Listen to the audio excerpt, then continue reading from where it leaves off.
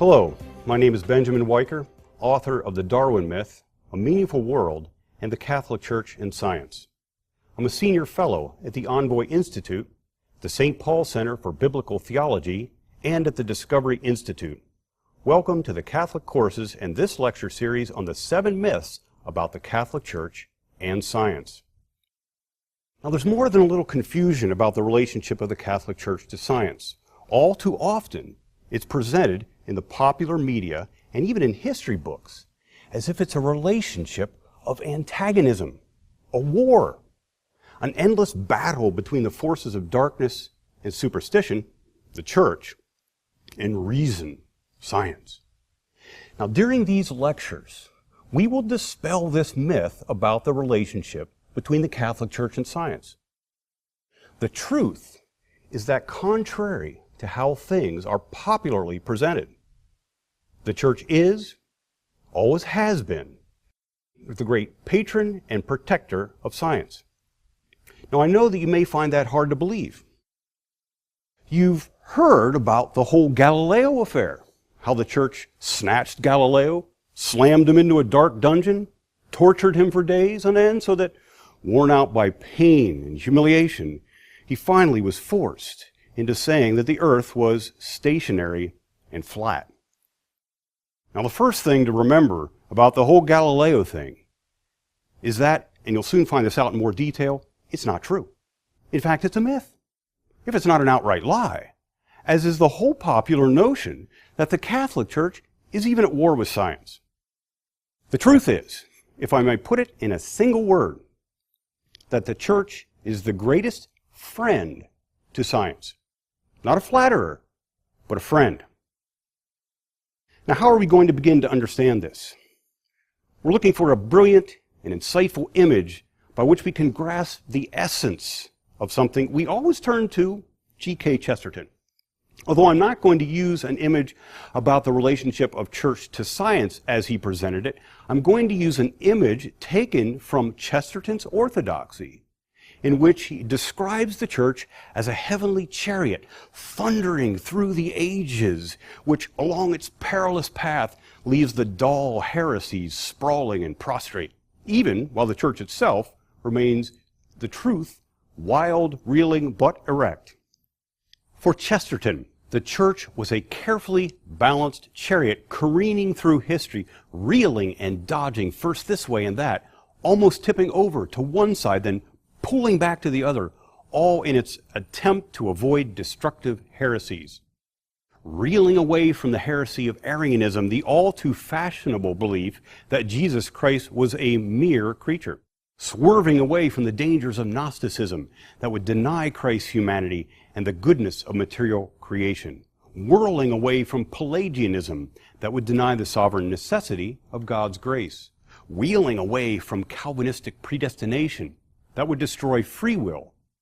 The church thundering through history, carefully balanced on the knife edge of truth, avoiding the fall into error on either side. To have fallen into any of these open traps of error and exaggeration, said Chesterton, which fashion after fashion and sect after sect set along the historic path of Christendom, well, that would have been simple. It is always simple to fall. There are infinity of angles at which one falls, only one at which one stands. Now, I don't expect to be understood at this point when I say that Chesterton has indeed captured, in some important senses, the truth about the relationship of the Catholic Church to science. We might find it hard to think about the Church as a charioteer swinging madly left and right to avoid scientific heresies. Well, if we listen to what we're told from most popular accounts, we're more likely to envision science as the stately, stable, and glorious chariot taking humanity along a straight path from darkness to light, from superstition and ignorance to the truth. And the church? Well, the church, we're told, is something like a bedraggled old man on a donkey, at first clumsily and stupidly getting in the way of the great chariot of science, and then, once it's gone past, clumping sulkily behind it. Against all expectations, then, I will be making the case that Chesterton's vision of the church as a chariot swerving to avoid errors to the left and the right is also an entirely appropriate image of the Catholic Church's relationship to science. Except that I want to emphasize a very important aspect. The church is not swerving to avoid science itself, but errors in science. Errors that would actually harm science. Errors that would harm humanity. Now, I want to avoid a misunderstanding here. I'm going to state plainly that the church does not dictate the substance and the detail of the various sciences. Well, for that matter, neither do the scientists. The particular reality under consideration determines the substance and the details of each science, and thence judges the truth or falsehood of human scientific conjectures. The entomologist is not in the seat of ultimate authority in regard to insects. Rather, the insects themselves have the last say in sorting out truth from falsehood in the entomologist's theories. The stars themselves declare which astronomers are orthodox and which are heretics. The earth has the ultimate say against any geologist, no matter how prestigious his credentials. Nature itself, in all its profound complexity and mystery, is the ultimate authority over scientists. Now, if the church doesn't dictate the substance or the detail of any of the sciences, it does watch with great care the proper parameters of the sciences and the general and sometimes particular and peculiar assumptions of the scientists. Now here it must judge.